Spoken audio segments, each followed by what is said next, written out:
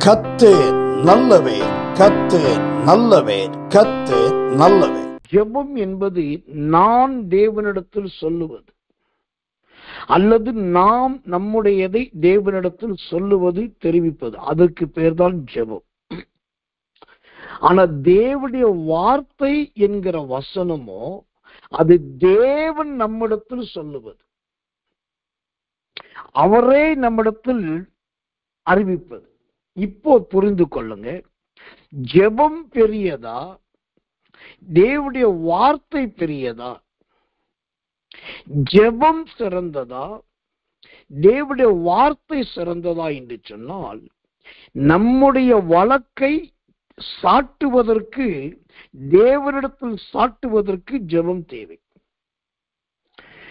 ஆனால் நமக்கு ஜெயம் கிடைப்பதற்கு, வெற்றியை அனுபவிப்பதற்கு ஜெபம் அல்ல, தேவனுடைய வார்த்தை தான் முக்கியம். அதை நான் திரும்ப சொல்றேன். ஜெபம் என்பது நாம் நம்முடைய காரியத்தை தேவனுக்கு தெரிவிப்பதற்கு பெயர் ஜெபம். தேவனிடத்தில் சாட்டி விடுவதற்கு பெயர் ஜெபம். ஆனா வசனம் அல்லது தேவனுடைய வார்த்தை என்பது அது தேவன் நம்மிடத்தில் கொடுக்கிற ஒரு வாக்குறுதி, அது ஒரு ப்ராமிஸ், அது ஒரு சத்தியம், அவர் நம்மோடு பண்ணுகிறதான ஒரு உடன்படிக்கை. அதனாலதான் எனக்கு நான் ஜெபத்தை குறைவாய் பேச விரும்பல. ஜெபத்தை சோத்திரம் நான் அள்ளத்தட்டவும் விரும்பல. அதை செய்வதற்குரிய தைரியமும் துணிவும் எனக்கு கிடையாது. ஆனால் என்னை தேவன் நடத்தி வந்த பாதையின்படி ஜெபத்தை விட அந்த தேவனுடைய வார்த்தை அதிக வல்லமை உண்டு என்று விசுவாசிக்கிறவன் நான். ஏனென்றால் என்னுடைய வாழ்க்கையில, என்னுடைய ஆவிக்குரிய ஜீவியத்துல கர்த்தர் இந்த சிறியவனும் எளியவனுமாக என்னை நம்பி கொடுத்த இந்த இயேசுவின் வல்லமை ஊழியத்துல அதிகமாய் நான் கடந்து வந்து ஜெயித்தது, மேற்கொண்டது, வெற்றி பெற்றது, இன்றைக்கும் ஒரு ஊழியக்காரனா இருக்கிறதுக்கு முக்கிய மூல காரணமே அந்த தேவனுடைய வார்த்தை தான். சில நேரம் ஜெபம் கூட தோற்று போகும், ஜெபம் கூட நின்று போகும். ஆனா தேவனுடைய வார்த்தை ஒரு நாளும் தோற்று போகாது, நின்று போகாது. அதுக்கு ஏற்ற உதாரணம் சொல்றேன். நான் இன்னும் செய்திக்குள் போகல, என ஆவியிலே கொடுக்கப்பட்ட வெளிப்பாடுகளை பேசிக் கொண்டிருக்கிறேன். கவனமாய் கவனிங்கள், இது தேவனுடைய ஆலோசனை. இந்த ஜெபம் கூட சில நேரம் தோற்று போகும் அல்லது நின்று போகும். ஆனா தேவனுடைய வார்த்தை ஒரு நாளும் தோற்று போகாது, அது நின்று போகும். அதுக்கு நல்ல உதாரணம் சொல்லணும்னா, வேற யாரையும் எதையும் நாம் உதாரணமாய் ஓமையாய் எடுக்க வேண்டாம். நம்முடைய ஊழியத்தை எடுத்துக்கொள்ளும். இருட்டோட ஜெபம் என்கிற ஒரு ஜெபம் நம்முடைய ஊழியத்தில் இருந்தது. 11ஆம் மணி வேளை ஜெபம் என்கிற ஒரு ஜெபம் நம்முடைய ஊழியத்தில் இருந்தது. அப்புறம் சகோதரிமார்களுக்குரிய ஸ்திரீகளுக்கான ஜெபம் என்கிற ஒரு ஜெபம் இருந்தது. அப்புறம் சௌரியவான்கள் ஜெபம் என்கிற ஒரு ஜெபம் இருந்தது. அப்புறம் இரவுக்கிரவு ஜெபம் என்கிற ஒரு ஜெபம் இருந்தது. அப்புறம் 72 மணி நேர ஜெபம் நம்முடைய ஊழியத்தில் இருந்தது. 48 மணி நேரம் நான் ஸ்டாப்பா நைட் அண்ட் டே, 48 மணி நேரம், 72 மணி நேரம், ராத்திரியெல்லாம் 3 நாளா ஆன்லைன்ல ஜெபித்து கொண்டே இருந்தோம். கூட்டம் நடந்து கொண்டே இருந்தது. அப்படி ஜெபம் இருந்தது. இப்படி கர்த்தர் நல்லவை ஏராளமான ஜெபங்கள் இருந்தது. இத்தனை நம்ம நடத்தணும். உண்பதற்கு நேரம் இல்லாம, தூங்குறதுக்கு நேரம் இல்லாம. ஆனா காலங்கள் கடக்கும் போது இந்த ஜெபத்துல பல ஜெபங்கள் இன்றைக்கு பாருங்க தடைப்பட்டது. அது தேவ தீர்மானத்தின்படிதான் நின்றது. அது மனுஷ முயற்சினால் அல்ல, தேவ தீர்மானத்தின்படிதான். ஆனா இதில் ஆச்சரியத்தை பாருங்களேன், இந்த ஜெபங்கள் எல்லாம் அறிவிக்கப்பட்டு நிறுத்தப்பட்டது. ஆனா இருட்டோட ஜெபம் ஆரம்பிக்கும் போதே நம்முடைய ஊழியத்துல கர்த்தருடைய வார்த்தை இருந்தது. அப்புறம் சகோதரிமார்களுடைய ஊழியத்தை ஆரம்பிக்கும் போது அப்பயும் கர்த்தருடைய வார்த்தை இருந்தது. இரவுக்கரவு ஜெபம் ஆரம்பிக்கும் போது அப்போது கர்த்தருடைய வார்த்தை இருந்தது. சௌரியவான்கள் ஜெபம் ஆரம்பிக்கும் போது அப்பயும் கர்த்தருடைய வார்த்தை இருந்தது. 11ஆம் மணி வேலை ஜெபம் ஆரம்பிக்கும் போது அப்பயும் கர்த்தருடைய வார்த்தை இருந்தது. இப்போ மற்ற எல்லாம் நின்று போனது. ஆனா இந்த கர்த்தருடைய வார்த்தை மட்டும் பாருங்க, இன்னைக்கு வரைக்கும் நிக்கவே இல்லை. கூட்டங்கள், விதவிதமான கூட்டங்கள் நடந்தாலும் நடக்காட்டியும் அனுதினமும் தேவனுடைய வசனம் மட்டும் பேசப்பட்டு கொண்டே இருக்கிறது. கர்த்தருடைய வார்த்தை அறிவிக்கப்பட்டு கொண்டே இருக்கிறது. ஓ சோத்திரம்! விஞ்ஞானிகளும் ஞானிகளும் வனாந்தரத்திலையும் பனிப்பிரதேசத்திலையும் ஓட்டை போட்டு நோண்டி எடுத்து சோத்திர பூமிக்கு கீழே ஆராய்ச்சி செய்வதை போல நாம் வேதத்தை நோண்டி தோண்டி சோத்திரம் அதை ஆராய்ந்து இன்னைக்கு எடுத்துக்கிட்டு தான் இருக்கோம், பேசிக்கிட்டு தான் இருக்கும். அப்போ வார்த்தை தோற்று போகல, கர்த்தருடைய வசனம் தாமதப்படல, அது நிக்கல. புதிதாய் ஆரம்பிக்கப்பட்ட ஊழியங்கள் நின்றது, ஊழியங்களுக்கு வைக்கப்பட்ட நாமங்கள் நின்றது, ஜெபங்களும் பல நின்றது. ஆனா கர்த்தருடைய வார்த்தை மட்டும் இன்னைக்கு நிக்கல. அது நானே பல நேரத்துல கூட்டத்துல இருக்க மாட்டேன், பெரிய லாங் டிராவல்ல இருப்பேன், இல்லாட்டி அவுட் ஆஃப் ஸ்டேஷன் மினிஸ்ட்ரியில இருப்பேன். ஓ கர்த்தர் நல்லவர், இப்படி ஏதாவது ஒரு வகையில எங்கேயாவது இருந்துட்டு இருப்பேன்.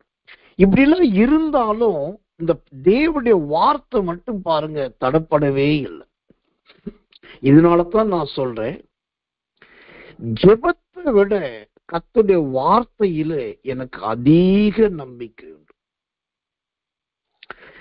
கர்த்தருடைய வார்த்தையில அதிக விசுவாசம் உண்டு.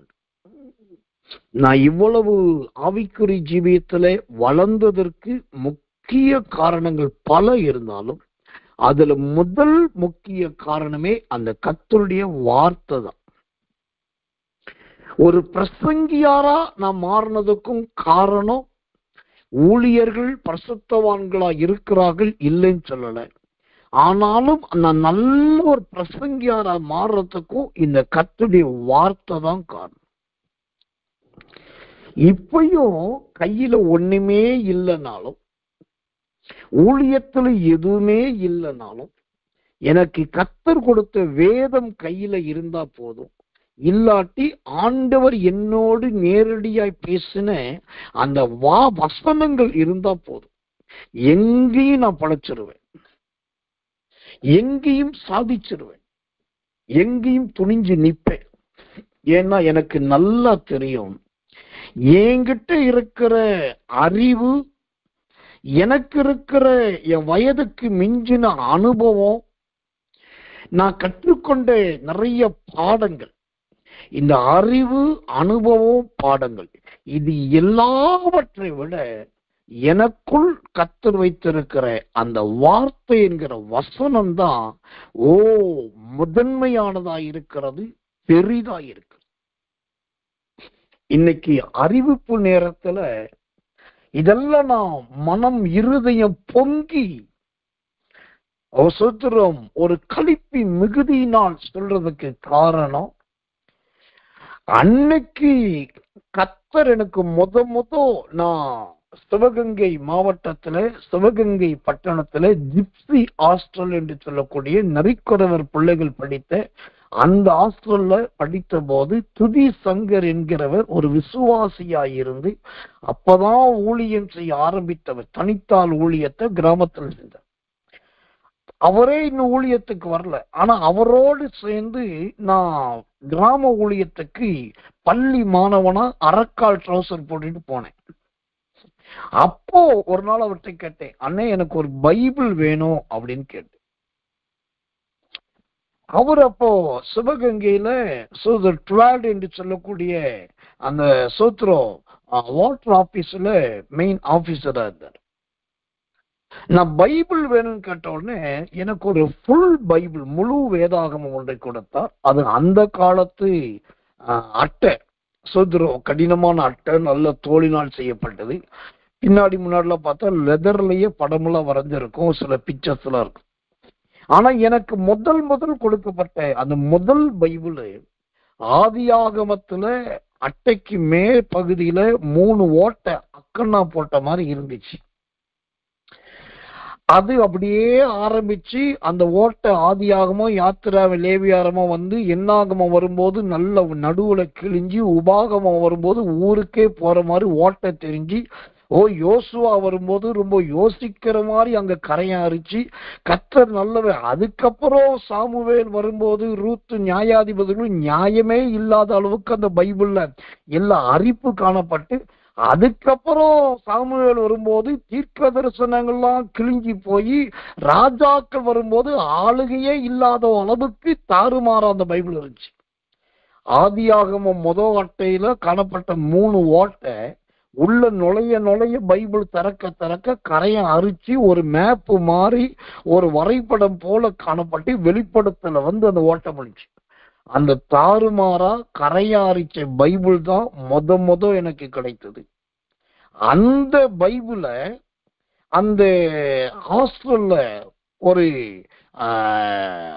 சென்டர்ல, கிரவுண்ட் சென்டர்ல ஒரு லைட் போஸ்ட் இருக்கும், மின்விளக்கு கம்பம் அப்படிம்பாங்க. அந்த மின்விளக்கு கம்பம் லைட் போஸ்ட் அந்த காலத்துல டியூப் லைட்டு, இப்ப இருக்கிற மெர்க்குரி லைட்டு, அப்புறம் ஹாலஜன் பல்ப் அதெல்லாம் கிடையாது. அப்போ வந்து கவர்மெண்டே அந்த சுதந்திரம் லைட் போஸ்ட்ல குண்டு பல்பு தான் மாட்டியிருக்கும். அதுல பைபாஸ் ரோடு மெயின் ரோட்ல போனா 100 வாட்ஸ் பல்ப் இருக்கும். ஆனா நான் படிச்ச ஹாஸ்டல்ல 40 வாட்ஸ் பல்பு இல்லாட்ட 50 வாட்ஸ் பல்பு அந்த போஸ்டர் இருக்கும். அது மேல பார்த்தா வெளிச்சமா தெரியும், அந்த லைட்டுக்கு கீழே பார்த்தா மஞ்சள் கலர்ல தெரியும், வெள்ளையெல்லாம் தெரியாது. அப்போ அந்த 3 ஓட்டை கரையா அரிச்சு தாறுமாறா கிழிஞ்சி போயிருந்த அந்த பைபிளை அந்த லைட் போஸ்ட் கீழே உட்காந்து பனி பெய்யும் போதும் மழை தூரும் போதும் அப்புறம் ராத்திரி முழுக்கவும் விடிய நான் படிச்ச காலங்களோடு. அப்போ நான் படிச்சதே ஒரு 8th or 9th தான் படிச்சுட்டு இருந்தேன். அப்பயே விடிய உட்காந்து அந்த பைபிள் படிப்பேன். அந்த பைபிள் படிக்கும் போது பெரிய வெங்காயத்தை வாங்கிட்டு எடுத்து கிச்சன்ல போய், நான் தான் ஸ்டோர் ரூம் இன்சார்ஜ்ல இருந்தேன், அதனால ஸ்டோர் ரூமை திறந்து பெரிய வெங்காயத்தை எடுத்து தோலை உரிச்சு பக்கத்துல வச்சுக்கிட்டு, தூக்கம் வந்துருச்சுன்னா வெங்காயத்தை ஒரு கடிச்சுக்கிறது, அப்புறம் இன்னும் தூக்கம் வந்துருச்சுன்னா இன்னும் நிறைய வெங்காயத்தை திங்குது. இப்படி வெங்காயம் தின்னு பைபிள் படிச்ச காலங்கள் ஒன்று உண்டு. அப்ப நான் முத ரட்சிக்கப்பட்ட புதிதிலேயே தேவன் என்கிட்ட கொடுத்தது இந்த வசனத்தை தான், வார்த்தை தான் கொடுத்தார். அந்த ஓட்ட பைபிள், கரைய அரிச்ச பைபிள், கிழிஞ்ச பைபிள், அதை வச்சு ராத்திரியெல்லாம் படிக்க ஆரம்பிச்சேன். அன்னைக்கு சிறு வயசுல படிக்க ஆரம்பிச்சேன்னா அந்த வசனத்தின் மீது, வார்த்தையின் மீது எனக்கு அளவுக்கு அதிகமான சுதந்திரம், அன்பு உண்டாயிடுச்சு. ரொம்ப அதிக அன்பு வேதத்தின் மேல உண்டாயிடுச்சு. அதனால அதுக்கப்புறம் நான் 8th ஸ்டாண்டர்டு 9th படிக்கும் போது ஹாஸ்டல்ல இருந்து 100 ஸ்டூடெண்ட்டை நான் கூப்பிட்டுக்கிட்டு அந்த அங்க இருக்கிற முஸ்லிம் ஸ்கூலு, ராஜா ஹையர் செகண்டரி ஸ்கூலு, அப்புறம் மற்ற ஸ்கூலுக்கெல்லாம் சோதரம் நான் போகணும். போய் அங்கெல்லாம் ஸ்டூடெண்ட்ஸை கொண்டு போய் விடணும். கற்ப விநாயகர் ஸ்கூல் எல்லாம் அப்படி போகும்போது அந்த காலத்துல இருந்த கிச்சன்ல இருந்த அடுப்புல விறகுல தான் சாப்பிட்டாங்க.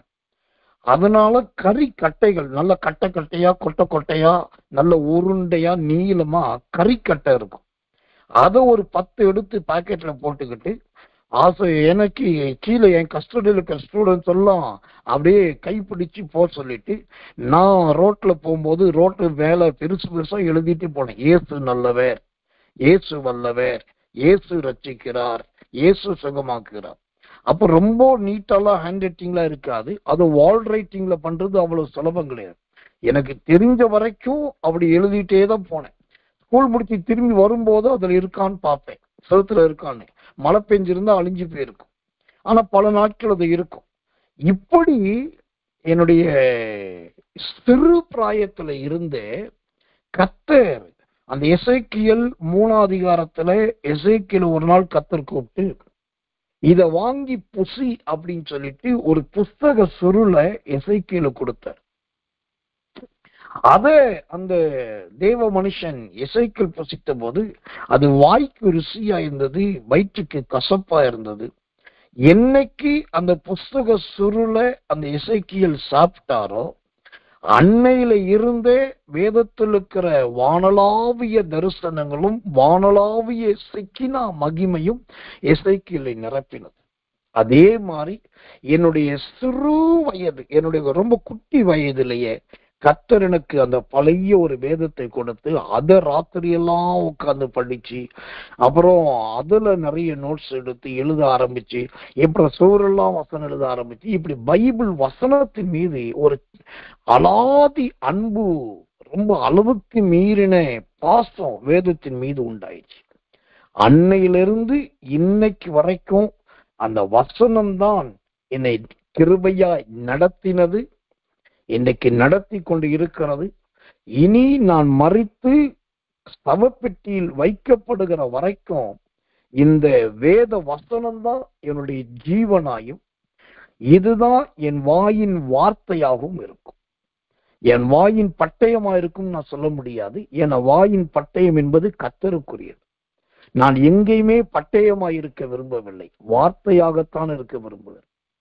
ஆண்டவரும் என்னை பட்டயமாய் பயன்படுத்த வேண்டாம், வார்த்தையாய் பயன்படுத்தினால் போதும் என்றுதான் நான் விரும்புகிறேன். இருபுறமும் கருக்குள்ள பட்டயம் என்று சொன்னாலும் அந்த இருபுறம் என்பது ஒன்று தேவனுக்கும் மனுஷருக்கும் நடுவில் இருக்கிற மத்தியஸ்தம். நான் தேவனுடைய வார்த்தையாகவும் இருக்க விரும்புகிறேன், ஜனங்களுக்கு வசனத்தை பேசுகிற இருக்க விரும்புகிறேன் ஒழிய பட்டயமாக இருக்க விரும்பவில்லை. வார்த்தை மாத்திரம் எனக்குள் இருந்தால் போதும். இதே காரியத்தை தான் என் அன்பு விசுவாச தேவ பிள்ளைகளும் என் அன்பு சகோதர சகோதரிகளும் என் அன்பு ஊழியர்களுக்கும் நான் சொல்ற முக்கிய வார்த்தை, தேவனுடைய வசனத்துல உறுதியாயிருங்க. தேவனுடைய வசனத்துல ஆழமாயிருங்க. உங்களுக்கு நல்ல திறமைகள் கண்டிப்பா இருக்கும். நீங்க யாருமே முட்டாள் கிடையாது, நீங்க யாருமே சக்தி இல்லாதவர்கள் கிடையாது. உங்களுக்கு சக்தியும் இருக்கு, பலனும் இருக்கு, ஆண்டு கொடுத்த திறமை தாளந்து இருக்கு. உங்கள சிலருக்கு நல்ல வரங்கள் இருக்கலாம், அது கர்த்தருடைய ஆவிக்குரிய வரங்களாகவே இருக்கலாம், ரொம்ப நல்லது. ஆனா நான் சொல்றேன், வரங்கள் இருந்தாலும் சக்தி இருந்தாலும் தாளந்துகள் இருந்தாலும் தயவு செய்து இது எதையுமே நம்பாதீங்க. இந்த வரங்களும் சக்தியும் தாளந்துகளும் சில நேரத்துல நாம் கொடுக்கிற கனிகள் கூட நம்பிக்கைக்கு உரியவைகள் கிடையாது. நம்முடைய நம்பிக்கை ஒன்றே ஒன்று, அது கர்த்தருடைய வேதம் என்கிற தேவனுடைய வசனமாகத்தான் இருக்கும். வரத்தை நம்பணும், தரம் தாழ்ந்து போயிடும். கனிய நம்பணும், பெருமை உள்ள வந்துடும். தாளந்த நம்பணும்னா விழக்கூடாத இடத்துல விழுந்துடும். அப்ப வரமோ தாளந்தோ பணியோ இருந்தால் தவறு கிடையாது, அதெல்லாம் கிடைக்கிறது ஒரு தேவனுடைய தயை. உங்களுக்கு ஏதோ ஒரு திறமை இருக்குதா, தாளந்து இருக்குதா, வரம் இருக்குதா, தேவனுடைய செய்கை உங்கள்கிட்ட காணப்படுதா, மெய்யாகவே நீங்க பாக்கியவான்கள், பாக்கியவதிகள். ஆனால் அதை மட்டும் மட்டுமே நம்பிக்கொண்டு இதை வச்சு நான் சாதிச்சிருவேன், இதை வச்சு நான் ரூபகாரப்படுத்திடுவேன், இதை வச்சு நான் ரூபிச்சிருவேன், இதை வச்சு என்னால மேல போயிட முடியும்னு சொல்லி வரத்தையோ தாளந்தையோ கனியையோ வேறு எதையுமே நம்பாதீங்க. இவை எல்லாவற்றுக்கும் அஸ்திபாரமா இருப்பது கர்த்தருடைய வேதம், கர்த்தருடைய வார்த்தை. அந்த வார்த்தைய பேசுங்க, அந்த வார்த்தைய நம்புங்க, அந்த வார்த்தையை சொல்லிக்கிட்டே இருங்க. ஒரு நாளும் இந்த வார்த்தை உங்களை கீழே தள்ளாது. நான் திரும்பவும் சொல்லி முடிக்கிறேன், தேவனுடைய வார்த்தையில மட்டும் நீங்க ரொம்ப உறுதியாயிட்டீங்க அப்படின்னாக்கா நீங்க செத்தாலும் பிழைப்பீர்கள். போன உயிரை திரும்ப வர வைப்பதற்கு இருக்கிற ஒரே வல்லமை வார்த்தைக்கு தான் இருக்கு. பரிசுத்தாவியானவர் உயிர்ப்பித்தார் என்று எங்கேயும் சொல்லப்படவில்லை. ஆனா கர்த்தருடைய வார்த்தை வந்தபோது அவர்கள் பலனடைந்தார்கள் என்று பார்க்கிறோம். அப்போ தேவனுடைய வார்த்தை தான் உங்க ஆவிக்குரிய ஜீவியத்துல செத்து போயிருந்தாலும் அதையும் உயிர்ப்பிக்கக்கூடிய வல்லமை இந்த தேவனுடைய வார்த்தைக்கு தான். எனக்கு ஒரு சம்பவத்தை தேவன் உணர்த்துகிறார், அதை சொல்லுகிறேன். நான் மிக சிறியவனாய் அந்த 7, 8, 9ஆம் வகுப்பு என்று நினைக்கிறேன், அந்த படிக்கிற வயதுல சிவகங்கையிலே ஒரு நான் ஏற்கனவே சொன்ன மாதிரி நரிக்குறவர்கள் படிக்கிற ஜிப்சி ஹாஸ்டல்ல தான் இருந்தேன்.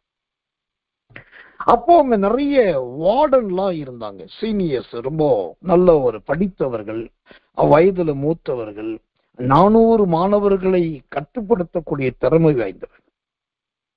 பிரகாஷ் என்கிறதான ஒரு வார்டன் இருந்தார். துரைராஜ் என்கிறதான ரொம்ப முருங்கக்கா மாதிரி ஒல்லியா இருக்கிற ஒரு வார்டன் இருந்தார். அதே துரைராஜ் என்கிற ரொம்ப குண்டா இருக்கிற ஒரு வார்டன் இருந்தார். அப்புறம் காந்தி என்கிற ஒரு வார்டன் கொஞ்ச காலம் வந்தார். அன்பு என்கிற ஒரு வார்டன் வந்தார். இவங்கெல்லாம் ஏன் சொல்றேன்னா, இந்த நான் இவ்வளவு பேர் சொன்னதுல 3 பேருடைய பேரை இங்க காண்பிக்க வரணும். ஒன்னு துரைராஜ், அதாவது குண்டு துரைராஜ். 2வது அன்பு, 3வது காந்தி. இந்த துரைராஜ், அன்பு, காந்தி, இந்த 3 வார்டன்கள்ல துரைராஜ் எப்படிப்பட்டவர்னா, நல்ல விசுவாசம் உள்ள ஒரு மனுஷன், ரொம்ப வயது மூத்த. அங்க இருக்கிற எல்லா வார்டன், அவருக்கு சுதந்திரம், கிச்சன்ல இருக்கிற சமயக்காரர்கள் எல்லாம், அங்க செக்யூரிட்டி எல்லாரை விட வயதுல மூத்தவர் அந்த குண்டு துரைராஜ், வயசுல மூத்தவர். ஆனா அவர் விசுவாசத்துல அப்படிப்பட்ட ஒரு மனுஷன், அதை நான் நேராவே பார்த்தேன். 2வது அன்பு அப்படின்ற ஒரு வார்டன். அவரு சகை மாதிரி இருப்பார், ரொம்ப குள்ளமா இருப்பாரு, லீன் பாடியா இருப்பாரு. சட்டையை பார்த்தாலும் ஒரு சின்ன சட்டையா தான் இருக்கும். ஆனா கம்பு வச்சு விரட்டிட்டே இருப்பாரு. ஆனா பேசுறது அன்பா பேசுவார். 3வது தான் காந்தி என்கிறதான ஒரு வார்டன். ஏன் இந்த 3 பேரை நான் இத்தனை பெரிய ஆட்கள்ல 3 பேரை சொல்றேன்னு ஒரு காரணம் உண்டு. முதலாவது சின்ன குண்டு துரைராஜ் நல்ல விசுவாச மனுஷன். அன்பு என்கிறவர் நல்ல பரிச்சயமானவர், அன்புள்ளவர். ஆனா நான் பல முறை நான் சிறுவனா அந்த ஹாஸ்டல்ல இருக்கும்போது ஏற்கனவே சொன்னபடி எல்லா ஸ்டூடெண்ட்ஸையும் பார்த்து அவங்களுக்கு மருந்து போட்டு தேய்ச்சி விட்டு அவங்களை தூங்க வச்சுட்டு எல்லாம் சத்தம் போட்டுட்டு லைட் எல்லாம் ஆஃப் பண்ணிட்டு யாரும் எந்திரிக்க கூடாதுன்னு அதுக்கு ஒரு செக்யூரிட்டியை போட்டு ஒரு லீடரை போட்டுட்டு பார்த்துக்குன்னு சொல்லிட்டு ராத்திரி கிட்டத்தட்ட 10 மணிக்கு அப்புறம் பைபிளை தூக்கிக்கிட்டு அந்த கிரவுண்ட்ல இருக்கிற லைட் போஸ்டை தேடி வருவேன். அப்படி வரும்போது அந்த இடத்துல காற்றோட்டத்துக்காக இருக்க 4-5 டேபிளை தூக்கி அந்த வெளியில பப்ளிக்ல போட்டு அதுக்கு மேல இந்த காந்தின்ற வார்டன் உட்காந்து ராத்திரில பைபிள் படிச்சிட்டு இருப்பாரு. நான் அதை பார்த்து ஒரு நாள் பார்த்தா பரவாயில்ல, பல நாள் பார்த்தேன். அப்ப நான் சின்னவன் தான், ஆனா எனக்கு அது பெருசா விளங்கல. அதுல ஒரு பெரிய ஆசீர்வாதம் இருக்குன்னு எனக்கு தெரியாது. ஆனா நான் போன திரும்ப என்னோட வழக்கத்தின்படி ராத்திரில பைபிள் படிப்பேன், விடிய படிப்பேன், விடிஞ்சதுக்கு முன்னாடி வந்து படுப்பேன், திரும்ப காலையில் எழுந்திருவேன். இது ஏன் சொல்றேன்னா, ரொம்ப காலங்கள் கடந்தது. நான் திடீரென்று சொல்லி ஒரு நாள் சிவகங்கைக்கு போக வேண்டி வந்தது. அப்போ போய் அந்த குண்டு வார்டன் அவங்க இருந்த இடத்துல பார்த்தேன், அவர் இறந்துட்டார். அப்புறம் அன்பு என்கிற அந்த வார்டன் இருக்கிற இடத்தை போய் பார்க்கணும்னு சொல்லி அவரை தேடி கண்டுபிடிச்சு அவரிடத்துக்கு போனேன். போனா அவர் இப்ப பாஸ்டரா இருக்காரு, ஒரு ஊழியக்காரா இருக்காரு. ஆனா ஒரு சின்ன வீட்டுல ஒரு சபை நடத்திட்டு இருக்காரு. ஆனா சுபாவம் குணம் அப்படி இருக்கு. நம்ம அந்த காந்தின்னு சொன்ன பாருங்க, ராத்திரிலேயே உட்காந்து பைபிள் படிக்கிட்டு அவரு கேள்விப்பட்டு அவர் எங்க இருக்கார் தேடி ஒரு நாள் அவரை குறித்து ஆராய்ச்சி செய்யணும்னு சொல்லி பார்க்க போறேன். போனாக்கா மனுஷன் சோத்திர பாண்டிச்சேரியில நல்ல ஒரு இடம் வாங்கி ஒரு பெரிய சர்ச்சு கட்டி ஒரு வீடு கட்டி அப்புறம் அங்க நிறைய கிளை சபைகளை உருவாக்கி உடன் ஊழியக்காரர்களை உருவாக்கி ரொம்ப நல்ல ஒரு ஊழியத்தை கிராண்டா பண்ணிட்டு இருக்காரு. இது நான் சிறு வயதுல இருக்கும்போது கிட்டத்தட்ட 25-27 வருஷத்துக்கு முன்னாடி அவங்களுடைய ஜீவியத்தை பார்த்தத இப்ப 25-27 வருஷத்துக்கு அப்புறம் இப்ப அவங்க ஜீவியத்தை பார்க்கிறேன். அன்னைக்கு அவர்களுடைய தேவனுக்கும் அவர்களுக்கும் தேவனுடைய வார்த்தைக்கும் அவர்களுக்கும் எந்த அளவுக்கு தொடர்பு வைத்திருந்தார்களோ அதுக்கு ஏற்ற வளர்ச்சியை இப்ப அடைஞ்சிருக்காங்க. துரைராஜ் என்கிறவர் விசுவாசத்துல வல்லவர், ஆனா வயது மூப்பினால் மறைச்சிட்டாரு. அன்பு என்கிறவர் நல்ல கனி கொடுக்கிறவர், ஆனா அவருடைய ஊழியோட வளர்ச்சி என்பது வெளியே தெரியாத ஒரு குறிப்பிட்ட அளவு கற்றாடிக்குள்ள இருக்க திராட்சரசம் மாதிரி இருக்கு. ஆனா காந்தி என்கிறவர் அன்றைக்கே வசனத்தை வாசிக்கிறதும் தியானிக்கிறதும் இரவெல்லாம் படிக்கிறதும் அந்த வசனத்தை படிச்சு ஜெபிக்கிறதுமா இருந்தார். அதை நான் பலமுறை பார்த்தேன். அதோடைய விளைவு இப்ப அவர் வார்டனா இல்லை, அவர் நல்ல ரெவரண்டா மாறி எத்தனையோ ஊழியங்களுக்கு ஒரு தலைமையா மாறிட்டார். இது என் வாழ்க்கையில நான் கண்டது, நான் அனுபவித்தது. இன்னைக்கு இதை கர்த்தர் சொல்றாரு, நான் உங்களுக்கு சொல்றேன். நான் சுயமா எதையும் தேவனுடைய பலிபீடத்தில் பேச விரும்பாதவன், அது உங்க எல்லாருக்கும் தெரியும். இப்ப என் மனம் ஆவியிலே களி கூறுகிறது, என் உள்ளம் கர்த்தருக்குள் மகிழுகிறது. இதை உங்களுக்கு சொல்லும்படி தேவன் என்னை ஸ்தோத்திரம் பாரப்படுத்தினார். உங்களுக்கு சொல்லிக் கொண்டிருக்கிறார். உங்களுக்கு திறமைகள், தாளந்துகள், வரங்கள், பணங்கள், பொருளாதாரம், சூழ்நிலைகள், அரசியல், அந்தஸ்து, கனம் எல்லாம் இருந்தாலும் இது எதன் மீதும் நம்பிக்கை வைக்காதீங்க. அது எல்லாமே ஒரு நாள் உங்களை சோதரம் விலகி போகும். ஆனால் தேவனுடைய வார்த்தை மீது நம்பிக்கை வைங்க. அப்போ அந்த பாஸ்டர் காந்தி மாறிய உங்களையும் கர்த்தர் மாற்றுவார். இந்த காந்தி என்பதற்கு வேதத்துல அருமையான வசனத்தை ஆவியானவர் எழுதி வைத்திருக்கிறார். இந்த காந்தி என்பது எதை காண்பிக்கிறது? 2 சாமுவேலின் புஸ்தகம் 23ஆம் அதிகாரம் 4வது வசனம். 2 சாமுவேல் 23:4. அவர் காலையில் மந்தாரம் இல்லாமல் உதித்து மலைக்கு பிற்பாடு தன் காந்தியினால் புல்லை பூமியிலிருந்து முளைக்க பண்ணுகிற சூரியனுடைய விடியற்கால வெளிச்சத்தை போல இருப்பார். இந்த காந்தி என்கிற அந்த வார்த்தைக்கு எவ்வளவு அழகான விளக்கங்களும் வியாக்கியானங்களும் ஆவியானவர் சொல்லுகிறார் பாரு. இந்த காந்தி என்பது காலை வேளையை குறிக்கிறது. மந்தாரம் இல்லாமல் பொல பொல பொல பொல பொல இருக்கிறதான அருமையான ஒரு குளுமையான வெளிச்சத்தை காண்பிக்கிறது.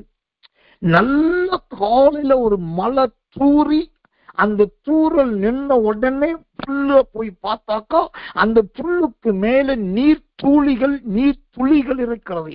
அது தொட்ட உடம்பெல்லாம் சில்லா போயிருது. அப்படிப்பட்ட ஒரு அருமையான தூறல் மலை. அந்த தூறல் மலை போன்றதுதான் இந்த காந்தி. அப்புறம் ஏற்கனவே இருக்கிற புல்லு இல்லாம புது புல்ல முளைக்க வைக்கிறதும் இந்த காந்தி தான்.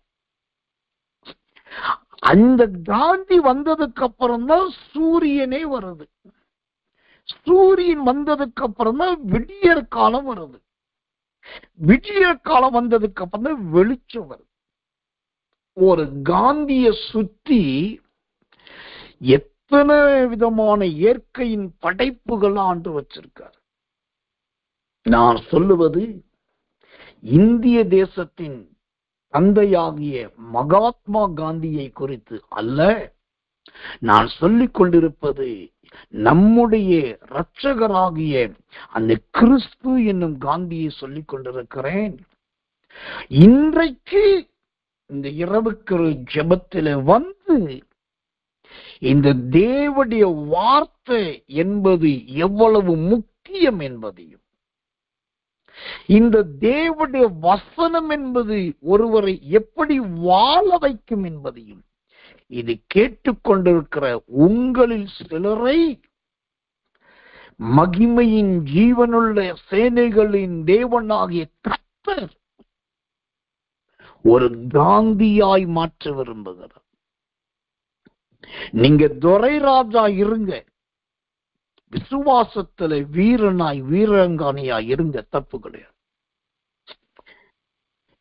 நீங்க வார்டன் அன்பா இருங்க, நல்ல கனிகளை வெளிப்படுத்துங்க, தப்பு கிடையாது. ஆனா ஒரு காந்தி என்கிற ஒரு மனுஷனை போல வேதத்தை இரவிலும் வாசியுங்கள், பகலிலும் வாசியுங்கள். தேவனிடத்திலிருந்து உங்களுக்கு ஒரு பிரதியுத்தரம் கிடைக்கிற வரைக்கும், உங்க உள்ளத்திலே ஒரு காந்தி உதிக்கிற வரைக்கும் அந்த தேவனுடைய வசனத்தை விடாதீர்கள். இதை செய்து பாருங்கள். இன்றைக்கு கர்த்தர் நல்லவன். 27ஆம் தேதி 5வது மாதம் 2025. இன்றைக்கு கர்த்தர் சொல்லுகிறார், இன்னைக்கு இரவுக்கு ஒரு ஜெபத்தில் இருக்கிற உங்களில் சிலர் துரைராஜ் என்கிற அந்த விசுவாச வீரனை போல் இருந்தாலும் சீக்கிரத்திலே மரணத்தை சந்திப்பீர்கள். உங்களில் சிலர் கிறிஸ்துவின் கனிகளை காண்பிக்கிற அன்பு என்கிற வாத்தியாரை போல் இருந்தாலும் உங்க நிலைமை இப்படி இருக்கும். ஆனால் ஆவியானவர் சொல்லுகிறார், உங்களில் சிலரையோ ஆண்டவர் ஒரு காந்தியாகவே மாற்ற விரும்புகிறார், காந்தியாகவே உருவாக்க விரும்புகிறார். அந்த காந்தி என்பது, ஓ கர்த்தர் நல்லவர், கர்த்தர் நல்லவர், கர்த்தர் நல்லவர். இந்த 2 சாமுவேல் 23ஆம் அதிகாரம் 4வது வசனத்தில் சொல்லப்பட்ட இந்த மந்தாரம் இல்லாமல் உதிக்கிற ஒரு காந்தியாக, புதிதாய் புல்லை முளைக்க பண்ணுகிற ஒரு காந்தியாக, ஓ சூரியனுக்கு ஈடாய் பிரகாசிக்க கூடிய ஒரு காந்தியாக ஆண்டவர் உங்களை மாற்ற விரும்புகிறார். காந்தி என்பதற்கு வேதம் கொடுக்கிற இன்னொரு அருமையான விளக்கம் உண்டு. அந்த விளக்கம் 2 விதமான ஆவிக்குரிய அர்த்தத்தை உடையதா இருக்கிறது என்று கர்த்தர் சொல்லுகிறார். அந்த காந்தி என்பதற்கான அந்த 2 விளக்கமான அர்த்தம் என்ன? முதலாவதாக நம்பர் 1, ஏசாயாவின் புஸ்தகம் 18ஆம் அதிகாரம் 4வது வசனம். ஏசாயா 18:4. நான் அமர்ந்திருந்து பயிரின் மேல் காயும் காந்தியுள்ள வெயிலை போலவும். இங்கே சொல்லப்படுகிற காந்தி என்கிற முதலாவது விளக்கம், அது நல்ல பகலில் பிரகாசிக்கிற சூரிய வெயிலை காண்பிக்கிறது. வெயில், உச்சி வெயிலை காண்பிக்கிறது. ஒரு தேவனுடைய மனுஷனாய், கர்த்தருடைய வார்த்தையை போதிக்கிறவனாய், கர்த்தர் சொல்லுகிறதை மட்டுமே சொல்லுகிறவனாய் இருந்து சொல்லுகிறேன். இன்றைக்கு மப்பும் மந்தாரமுமாய் இருக்கிற உங்களை, மறைவிடத்தில் சுற்று ஒழிக்கப்பட்டு இருக்கிற உங்களை, பகலின் வெயில் என்கிற ஒரு காந்தியாக கர்த்தர் மாற்றப் போகிறார். நல்ல அந்த ஏசாயா 18:4 சொல்லப்பட்ட அந்த வெயில் என்கிற ஒரு காந்தியாக நீதிமான் 7 மடங்கு சூரியனை போல் பிரகாசிப்பான் அல்லவா? உங்களை கர்த்தர் அப்படி பிரகாசிப்பிக்க விரும்புகிறார். இன்றைக்கு இரவுக்கரோ ஜெபத்திலே வந்திருக்கிறேன். உங்களில் சிலரைத்தான் இந்த காந்தியாக, வெயில் என்கிற காந்தியாய் கர்த்தர் மாற்றப் போகிறார். ஷபோதி ஹதனகத்துனா அகிதினி ஹந்தரமோ துனி கட்டமனா கத்தினி கொத்துரி சபோக்கு தினி கத்தைக்க துடபான கத்தனாக்கரதி. மந்தாரம் இல்லாமல் உதிக்கிற சூரியனுக்கு ஒப்பான காந்தியான அந்த ஆண்டவர் இப்பொழுது உங்களை தொட்டு கொண்டிருக்கிறார். மந்தாரம் இல்லாமல் உதிக்கிற சூரியனுக்கு ஒப்பான அந்த காந்தி போன்ற ஆண்டவர் இப்பொழுதே உங்களை நல்ல பகலின் பிள்ளைகளாக வெளிச்சமாய் மாற்றிக் கொண்டிருக்கிறார். கர்த்தருடைய அபிஷேகம் அதை செய்கிறது. இப்பொழுது ஷகக்கும் லகிதினி ஹந்தி சந்தன மௌதுடை கத்தனி கத்த நாங்கடகத நெமிக்க துன்னமா கத்தனாக்க கரதி அங்கி கதனி தண்ட டபூதுரி கத்த ரைசிபி கத்திக்க துடாப்ப கட்டங்க கத்தனை கொத்தை கத்தனை கக்க லகக்க கொதினி கதரா கக்கர. இருளும் அந்தகாரமும் மாறுகிறது. இரவும் பகலை போல வெளிச்சமாகும் என்ற வார்த்தையின்படி தேவ பிள்ளையே, உங்களுடைய இரவின் நாட்களை வெளிச்சத்தின் நாட்களாய் கர்த்தர் மாற்றப் போகிறார். இது கர்த்தருடைய வார்த்தை. இது தேவனுடைய வாய் சொல்லுகிற வார்த்தை. இது நடக்கும், இது நிறைவேறும், இது சம்பவிக்கும் என்று மகிமையின் கர்த்தர் சொல்லுரைக்கிறார்.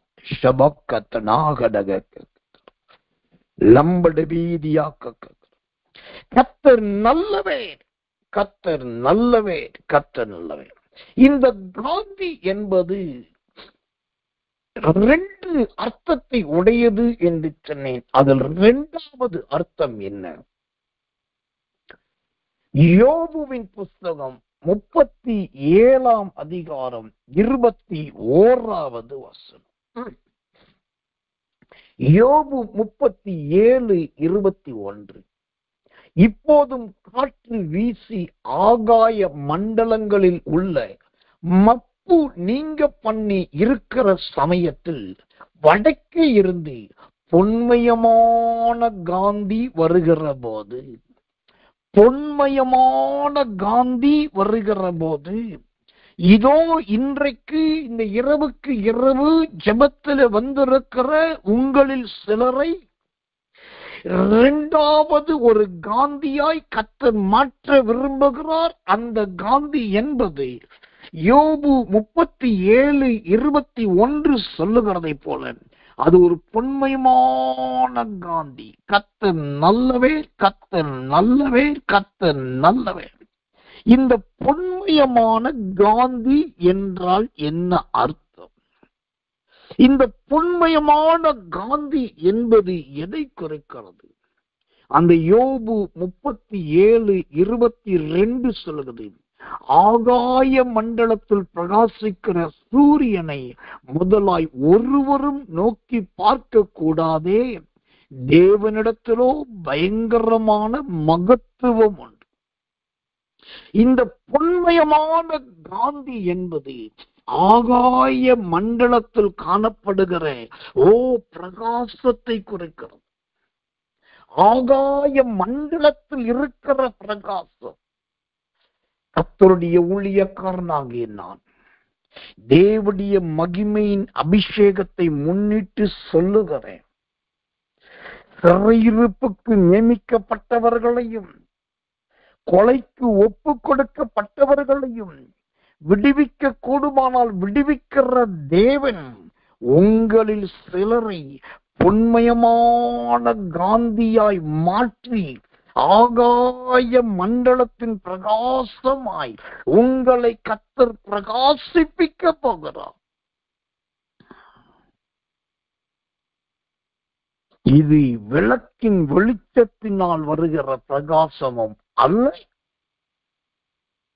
மனிதருடைய புகழ்ச்சியினால் வருகிற பிரகாசமும் அல்ல.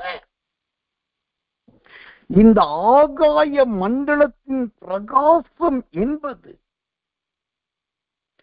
அநேகர் உங்களை நோக்கி பார்க்கத்தக்கதாய் கர்த்தர் உங்களை உலகளாவிய அளவிலே அநேகர் உங்களை நோக்கி பார்க்கத்தக்கதாய் கர்த்தர் உங்களை உலகளாவிய அளவிலே உயரத்தில் தூக்கி எடுத்து பயன்படுத்த போகிறார்.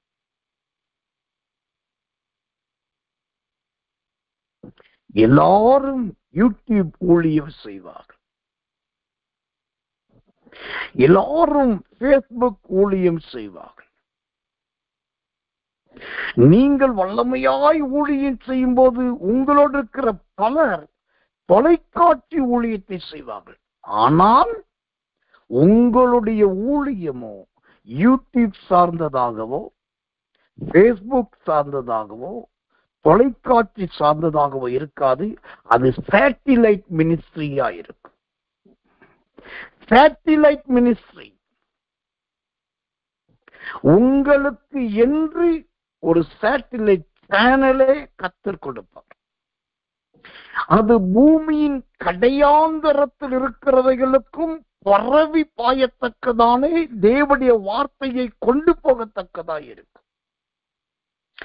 அந்த அளவுக்கு உங்களுடைய ஒளி ஆகாய மண்டலத்தின் பிரகாசமாயிருக்கும். அதுதான் பொன்மயமான காந்தி.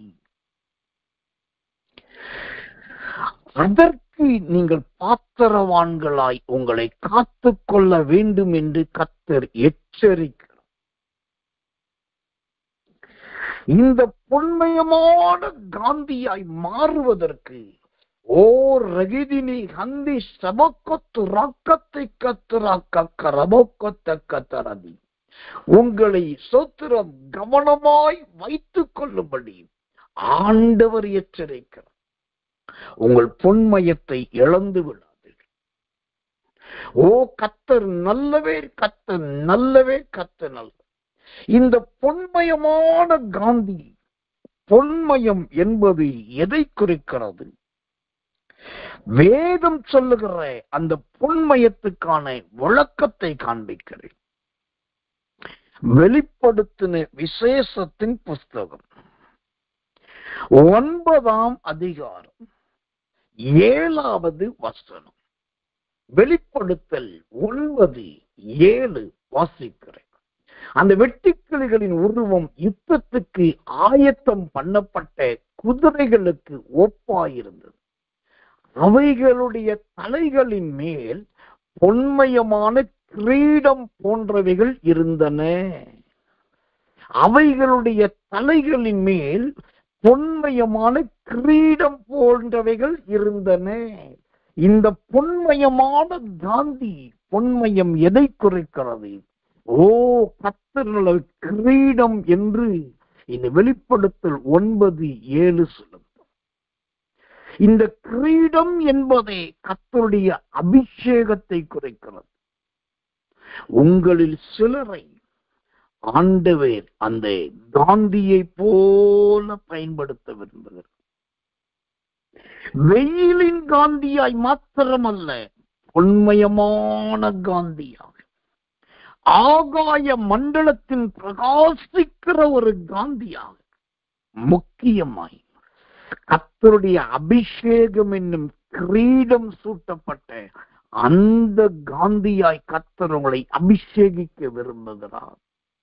கர்த்தர் எனக்கு சொல்லுகிறதை நான் சொல்லுகிறேன். ஐயோ, இப்படிப்பட்ட ஒரு தீர்க்க தரிசனம் ஏன் குடும்பத்தில் நடந்தால், இப்படிப்பட்ட தீர்க்க தரிசனம் என் வீட்டில் நிறைவேறினால் எவ்வளவு நல்லது என்று ஜெபித்துக் கொண்டிருக்கிறீர்களே, இன்றைக்கு உடைந்து போன கண்ணாடி துண்டை போல வந்திருக்கிற உங்களை தேவன் மீண்டும் உருவாக்கி அபிஷேகித்து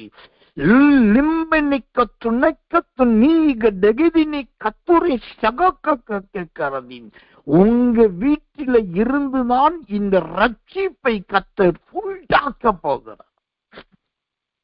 கர்த்தர் உண்டாக்க போகிறார். சபோதியாக ரகதனை கந்தடாக ரகதனை கத்து கத்தர பாரதியா. அருமையான ஒரு கர்த்தருடைய அபிஷேகம். ஆமென், ஆமென், ஆமென். இவ்வளவு நேரம் கர்த்தரே பிரசன்னமானார். என்னுடைய சுய சத்தம், என்னுடைய மாம்சீகத்தின் கிரியை எதுவுமே எனக்குள் இல்லாமல் இவ்வளவு நேர கர்த்தரே என்னை மேற்கொண்டார். அவரே என்னை மேற்கொண்டபடியினால் அவருடைய வார்த்தைகளை மாத்திரமே, ஓ கர்த்தர் நல்லவே, இவ்வளவு நேரம் சொல்ல கர்த்தர் உதவி செய்தார். கர்த்தருடைய நாமத்துக்கு மகிமை கிருபை உண்டாவதாக. இந்த இதுவரைக்கும் அசைவாடின பரிசுத்த ஆவியானவர் அவர் சொன்ன ஒரு வார்த்தையும், ஓ கர்த்தர் நல்லவர், தவறி போவது இல்லை. ஒரு வார்த்தையும் கீழே விழப்போவது இல்லை. கர்த்தருடைய வார்த்தை நடக்கும். அவருடைய வார்த்தை நிறைவேறும். அவருடைய வசனம் ஒரு நாளும் கீழே விழுந்து போகாது. அவர்களை மேற்கொண்டார் என்று வசனம் சொல்லுகிறோம். சில நேரத்தில் ஊழியக்காரன் எந்த ஆயத்தத்தோடு வந்திருந்தாலும் அது தேவனுக்கு பொருட்டு கிடையாது. அவன் ஆயத்தத்தோடு வந்திருந்தாலும் தேவன் அதை மாற்றி மறைத்து அந்த ஊழியக்காரனையே மேற்கொண்டு விடுவார். யாத்திரையாகமம் 18ஆம் அதிகாரம் 11வது வசனம் சொல்லுவது, ஓ கர்த்தர் நல்லவன், அவர்களை மேற்கொண்டார் என்று. அவர்களை மேற்கொண்டார். அதே போல இவ்வளவு நேரம் கர்த்தர் என்னை மேற்கொண்டார். அதனால நான் தேவனுடைய சத்தத்துக்குள் இருந்தேன், தேவனுடைய ஆவிக்குள் இருந்தேன். ஓ தேவனோடு கூட ஒரு உலாவுதலுக்குள் இருந்தேன். கர்த்தருக்கு மகிமை உண்டாவது.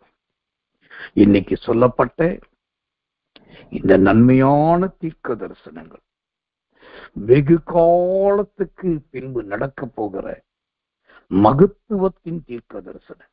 ஆனால் இந்த தீர்க்க தரிசனத்துக்கு உரியவர்கள் இந்த இரவுக்கு ஒரு ஜெபத்திலே இங்கதான் இருக்கிறீர்கள். உங்களை தான் கர்த்தர் வேறு பிரிக்க வருகிறார். உங்களை தான் கர்த்தர் மறுரூபப்படுத்த விரும்புகிறார்.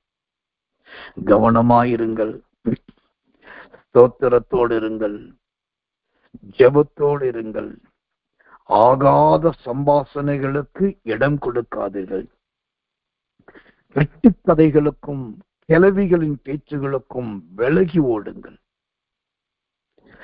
இருதயத்தை வலிவி போக பண்ணுகிற எந்த செய்கைக்கும் தப்பி ஓடுங்கள். கர்த்தரிலும் கர்த்தருடைய வசனத்திலே உறுதியாயிருங்கள். அந்த கர்த்தருடைய வசனம் தான் உங்களை சூரியனை போன்ற காந்தியாய் மாற்றும். அந்த கர்த்தருடைய வசனம் தான் உங்களை வெயில் போன்ற காந்தியாய் மாற்றும். அந்த கர்த்தருடைய வசனம் தான் உங்களை பொன்மயமான காந்தியாய் மாற்றும். சூரியன் என்கிற கர்த்தராகிய அந்த காந்தியானவர் இந்த வெயில் போன்ற காந்திக்கு உரியவர்களையும், பொன்மயத்துக்கு ஒப்பான காந்திக்கு உரியவர்களையும், இரண்டு வித காந்திகளை கர்த்தர் ஒருவேற்படுத்த போகிறார். கண்களை மூடி நாம் அப்படியே ஸ்தோத்தரிக்க போகிறோம். ஜெபிக்கிறதுக்கு முன்னாடி கர்த்தருடைய கிருபையை முன்னிட்டு நான் சொல்லிடுறேன். இன்னைக்கு நான் ரெண்டு காரியத்துக்காக ஜெபிக்க போறேன். ஒன்று, இன்னைக்கு இந்த இரவுக்கு ஜெபத்துல வந்திருக்கிறவர்களுக்கும், இந்த இரவுக்கிரவு ஜெபத்தின் இந்த தீர்க்க தரிசன செய்தியை இனி கேட்க போகிறவர்களுக்காகவும் முதலாவது ஜெபிக்க போகிறேன். இரண்டாவது, இந்த இரவுக்கிரவு ஜெபத்துக்கு வந்திருக்கிற அல்லது இந்த செய்தியை கேட்க போகிற உங்களுடைய வீடுகளுக்காக நான் ஜெபிக்க போகிறேன்.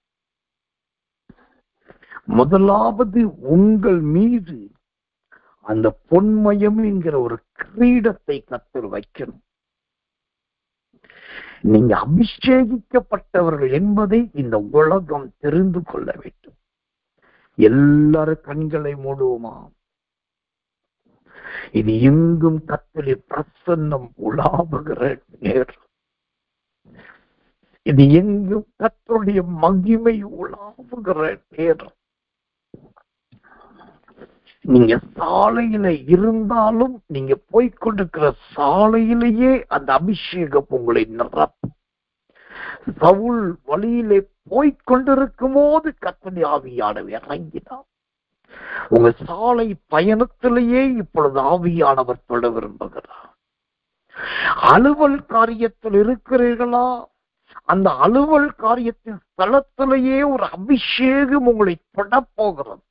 கடபோத்து நிக்கத்து ரை சபாக்கா திகிதினி கத்துக்கா தராபாலாபா கண்ணானாதான் ஒரு கீதினிக்க பாளையத்தில் இருந்தவர்கள் மீது கர்த்தருடைய ஆவி இறங்கினதை போல அலுவல்களில் இருக்கிறவர்கள் மீது ஒரு அபிஷேகம் வருகிறது. சம்பிதினி கண்டிக்கத்து ராசியா கதிகதன் உங்க வீடுகளுக்குள் கர்த்தருடைய மகிமை இறங்கி வருகிறது. உங்க வீடுகளுக்குள் காணப்படுகிற அறைகளுக்குள் எல்லா பகுதிகளுக்குள்ளும் தேவனுடைய மகிமை இறங்கி வருகிறது. லகதினி கந்தி சபி கதினி கத்து தம்பனமா காத்தாராதி. முதலாவது, உங்களை தொடுகிற அந்த அபிஷேகம், உங்களை நிரப்புகிற அந்த சூரியன் போன்ற காந்தியின் அபிஷேகம், மந்தாரம் இல்லாமல் உதிக்கிற அந்த காந்தியின் அபிஷேகம் இயேசுவின் நாமத்தினாலே முதலாவது உங்க தலையிலே கிரீடமாய் இறங்கி வருவதாக என்று இயேசுவின் நாமத்தினாலே கட்டவிழ்த்து செபிக்கிறேன். மகதினி கந்தா டகதினி சம்பி கதினி கத்து டண்டா நமக்கா தெனி கத்தூக்கே கக்கா துராபாலாத்தியா. அசுத்தங்களை மேற்கொள்ளுகிற ஒரு அபிஷேகம், அக்கிரமத்தின் மிகுதிகளை மேற்கொள்ளுகிற ஒரு அபிஷேகம், மடங்கடிக்கப்பட்ட மானை போல விழுந்து கிடக்கிறவர்களை உயிர்ப்பிக்கிற அந்த அபிஷேகம், ஓ பொன்மயமான காந்தி, பொன்மயமான கிரீடம் என்கிற அந்த அபிஷேகம் இப்பொழுது எல்லா சகோதரர்களை நிரப்புவதாக. கண்களை மூடுங்க, ஆவியில நிரம்புங்க, அந்நிய பாஷைகளை பேசுங்க, நல்ல கைகளை தட்டுங்க, நல்ல கர்த்தரை ஆராதிங்க. வலது பக்கம் இடது பக்கம் பார்க்காதீங்க, யார் என்ன சொல்லுவாங்கன்னு யோசிக்காதீங்க. மாம்சத்தின் சிந்தனைக்கு இடம் கொடுக்காதீர்கள். தேவ பிள்ளையை சக்கத்தின் நெக்கத்து டபாரைக்க திணிக்கத்தொக்கரதி பொன்மயம் என்கிறதான ஒரு மகிமையின் கிரீடம் இறங்கி வருவதாக. ஒரு மகிமையின் கிரீடம் இறங்கி வருவதாக. தகதினி கந்தோ கடக குக்கோரு கிரி கத்திக்க தக்க கக்கரதி அங்கி டகிதினி கத்து கத்து ரே ஷகோ டக கத்துராத்தியா. ஆண்கள் ஆனாலும் பெண்கள் ஆனாலும் இந்த காந்தி என்கிற அபிஷேகத்தினாலே, கிரீடம் என்கிற அபிஷேகத்தினாலே இப்பொழுது நிரப்பப்படுவார்களாக. அவர்கள் ஆவிக்குள்ள அபிஷேகம் இறங்கி வருவதாக. ஆத்துமாவுக்குள் அபிஷேகம் இறங்கி வருவதாக. சரீரத்துக்குள் அபிஷேகம் இறங்கி வருவதாக. சாதாரணமான மனிதர்களாய் காணப்படுகிற இவர்கள் அசாதாரணமான மனிதர்களாய் மாறுவார்களாக. அங்கடு பீது நீ குடு நீ கடகத்த நாத்தியா. ஸ்தோத்திரம் பண்ணுங்க. கண்களை மூடுங்க, கண்ணீரோடு கேளுங்க. ஆவியானுடைய அபிஷேகம் இன்னும் இறங்கி கொண்டிருக்கிறது, இன்னும் நிரப்பிக் கொண்டிருக்கிறது. அது முதலாவது சகோதரனே சகோதரியே ஊழியக்காரர் உங்களை நிரப்ப விரும்புகிறது. ஓ பொன்மயமான கிரீடம் என்கிற ஒரு அபிஷேகம், பொன்மயமான கிரீடம் என்கிற அபிஷேகம் உங்களை ஒரு ஸ்தானத்தில் நிலை நிறுத்துகிற அந்த அபிஷேகம் இயேசுவின் நாமத்தினாலே இப்பொழுதே வருகிறது. கண்டமான கத்துராமா கத்தர்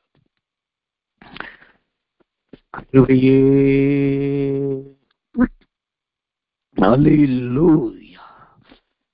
நவமான வார்த்தைகள் அருளப்படுகிறதற்காக ஸ்தோத்திரம். புதிய வெளிப்பாடுகள் கிடைக்க பெறுகிறதற்காக ஸ்தோத்திரம். மாம்சமான யாவும் சுத்திகரிக்கப்படுகிறதற்காக ஸ்தோத்திரம். ஆண்டவரே, உம்முடைய பிள்ளைகள் ஒவ்வொருவரையும் நல்ல வெயில் என்கிற காந்தியாய் மாற்றுவீராக. பொன்மயம் என்கிற காந்தியாய் மாற்றுவீராக. ஓ சர்வ தேசத்தை குறித்து இன்றைக்கு சொல்லப்பட்ட தீர்க்க தரிசனத்துக்குரிய அந்த அபிஷேகம் இப்பொழுதே வருவதாக, இப்பொழுதே நிரப்புவதாக. கதினி கந்துன மாத்துனியா கலகு குலகதினி குத்துடி ஷமோக்கு துனிக்க கலபக்கத்த கத்துரபாலத்தியா லிகிதி நிக்குத்து தம்மனக்க தினிக்குத்து ஷமக்கு குரக்க தினிக்கத்து டப்பனக்க துடக்க கலக கெனிகதினக்க கரதி. கிருபையே மெக்கு ஸ்தோத்திரம். நன்றி ஆண்டவரே, நன்றி ஆண்டவரே.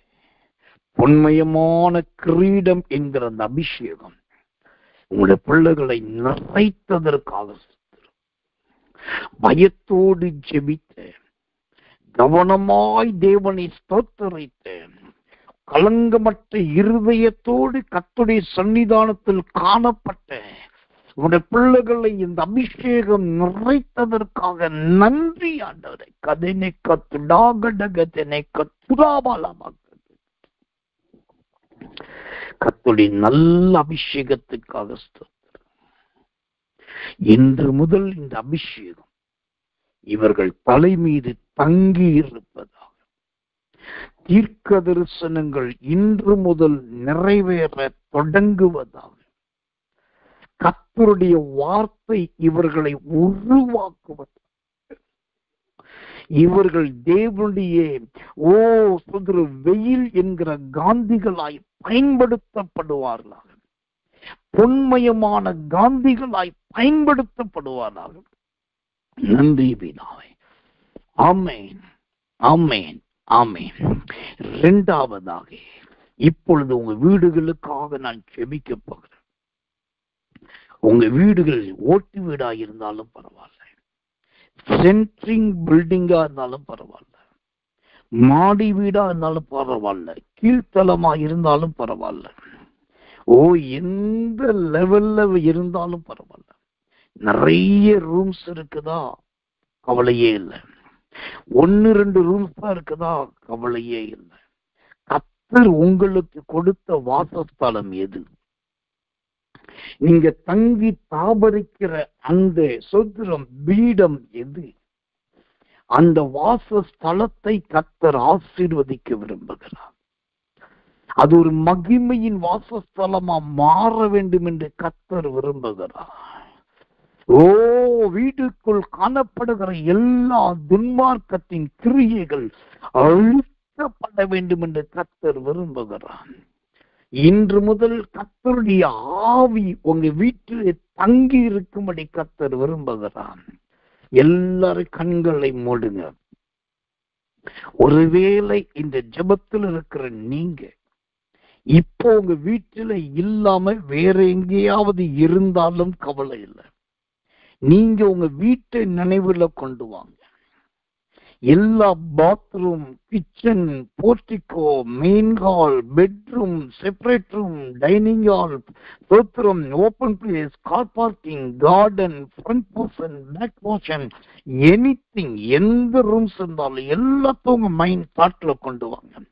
இப்போது எல்லா இடத்திலும் கர்த்தருடைய கிருபை இறங்குவதாக, எல்லா இடத்திலும் தேவனுடைய அபிஷேகம் இறங்குவதாக. லகதினை கந்தா ககிக்க நக்கரதி, குரங்குகள் என்று கர்த்தர் சொல்லுகிறார். குரங்கின் ஆவியை கர்த்தர் எனக்கு காண்பிக்கிறார். சாலமோன் காலத்திலே தீரு விழுந்து குரங்குகளை அவன் இறக்குமதி பண்ணினான். அதே போல சில குரங்கின் ஆவியை கர்த்தர் எனக்கு காண்பிக்கிறான். குரங்கு போல தவ்வி தவ்வி திரிகிறது, கிளை விட்டு மரம் விட்டு தாவுகிறதுமான எதிலும் நிலைவரமாய் இருக்காதே. குரங்கின் ஆவி போன்றே சில போராட்டத்தின் ஆவியோடு சிலருடைய வீடுகள் இருக்கிறதை கர்த்தர் எனக்கு காண்பிக்கிறார்.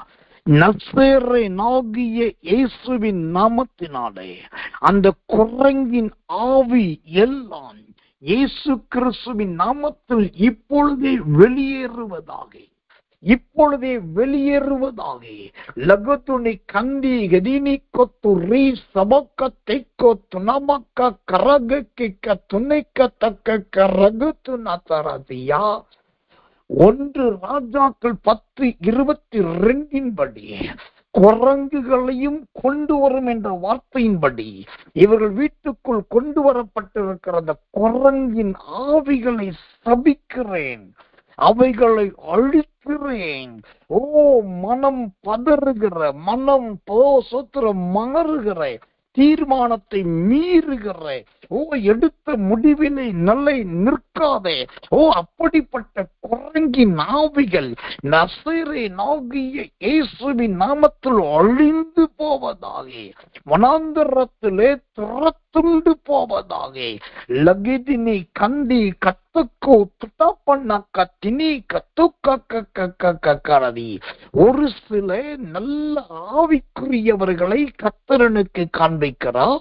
நல்ல ஆவிக்குரியவர்கள், நீங்கள் வேதத்திலே தேறினவர்கள், கர்த்தருக்காக ஊழியம் செய்கிறவர்கள், கிறிஸ்துவுக்காக வாழ்கிறவர்கள்.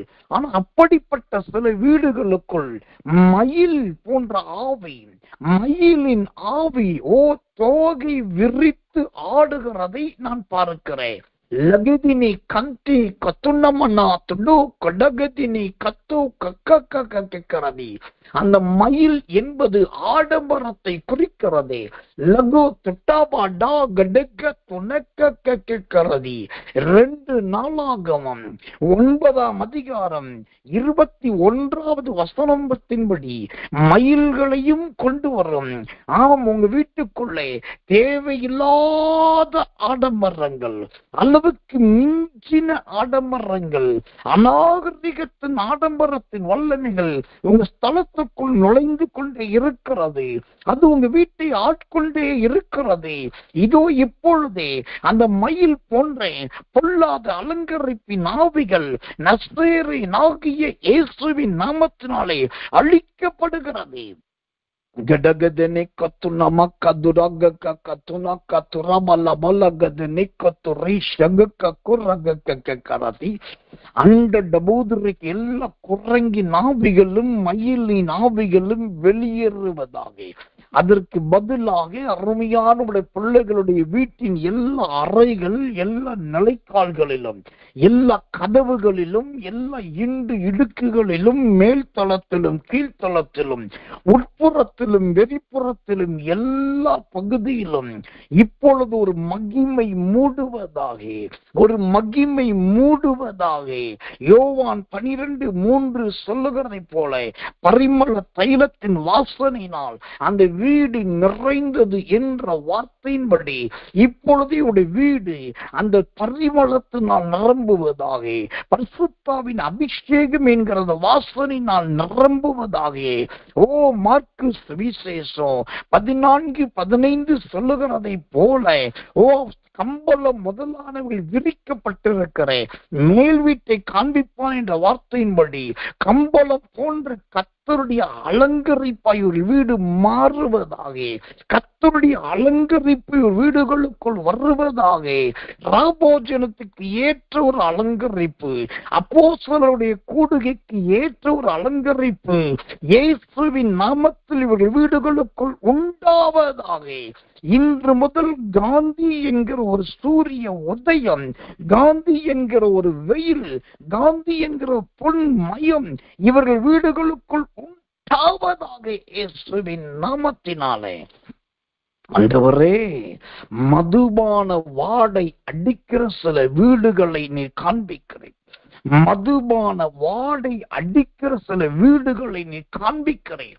லகத்து நீ கத்து ரீ சபீக தினி கத்து கத்துரபி திரி கத்து கத்துரபா நமக்கத்து கரக்க கரதி எல்லா மதுபானத்தின் காடி, ஓ மதுபானத்தின் காடி என்கிற கசப்பு வீட்டை நிறைத்திருக்கிறதை நீ காண்பிக்கிறேன். அந்த மதுபான வாடை என்கிற காடியின் கசப்பின் வல்லமைகள் இப்பொழுதே மாறுவதாக. ரகத்தின் நீக்கத்து மதுபானத்தின் காடி என்பது சங்கீதம் 69:12 படியாக எனக்கு விரோதமாய் பேசுகிறார்கள் என்பதை குறிக்கிறதே. இதோ உடைய பிள்ளைகளுக்கு விரோதமாய் பேசிக்கொண்டு இவர்கள் வீட்டுக்குள்ளேயே இருக்கிற மதுபானத்துக்கு ஒப்பானவர்கள் இப்பொழுது அந்த வீட்டை விட்டு துரத்தப்பட்டு போவார்கள். ஆக மதுபான காடி என்று சொல்லப்பட்ட வசனத்தின்படி வெளியிலே சிரித்து இருதயத்துல கசப்போடு இருக்கிறவர்கள் இனி இந்த பரிசுத்த ஸ்தலத்தில் இராதபடிக்கு அவர்கள் வெளியே திரட்டப்பட்டு போவார்களாகும், திரட்டப்பட்டு போவார்களாக.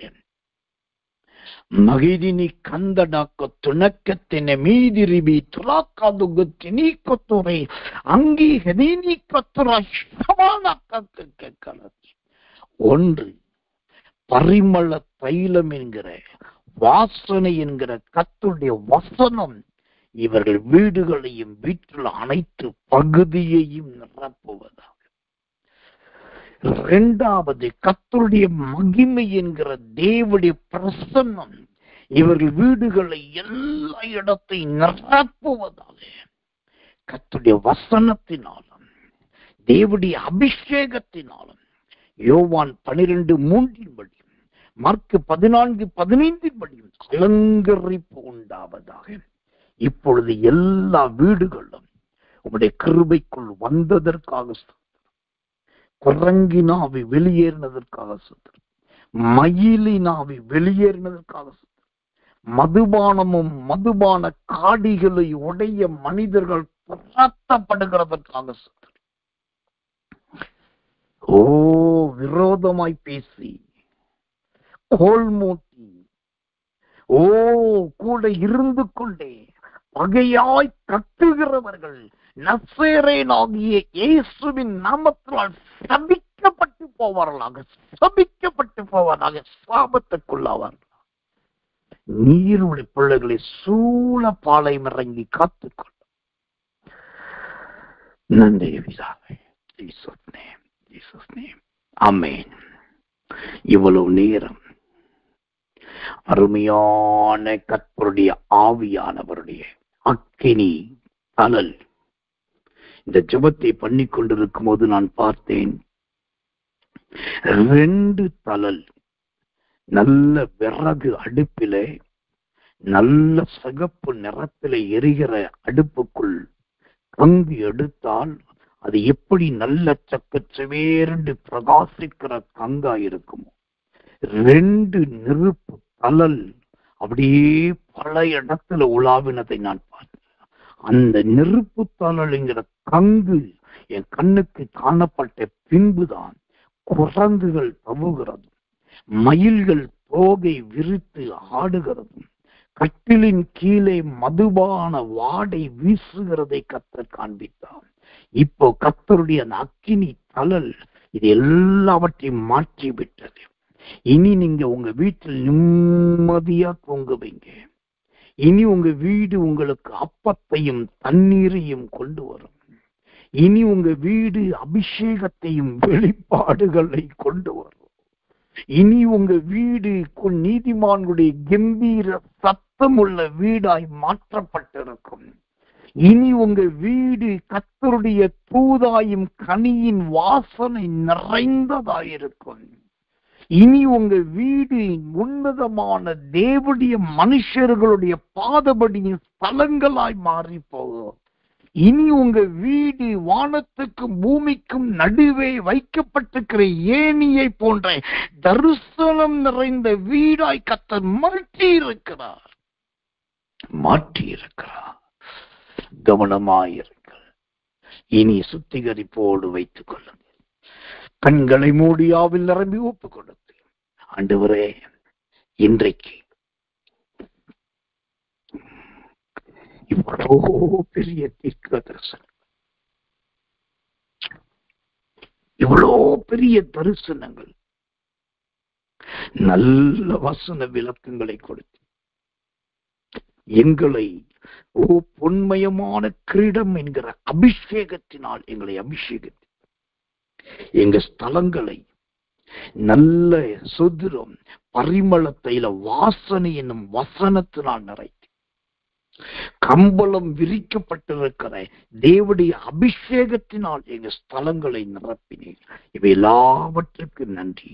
என்னை ஒரு பாத்திரவானாய் மாற்றும் என்று நாம் எல்லாரையும் ஒப்பு கொடுத்து கடைசியாய் ஒரு விசை கர்த்தரை நோக்கி ஸ்தோத்திரம் பண்ணுவோம், இயேசுவின் நாமத்தினாலே. ஆமென், ஆமென், ஆமென்.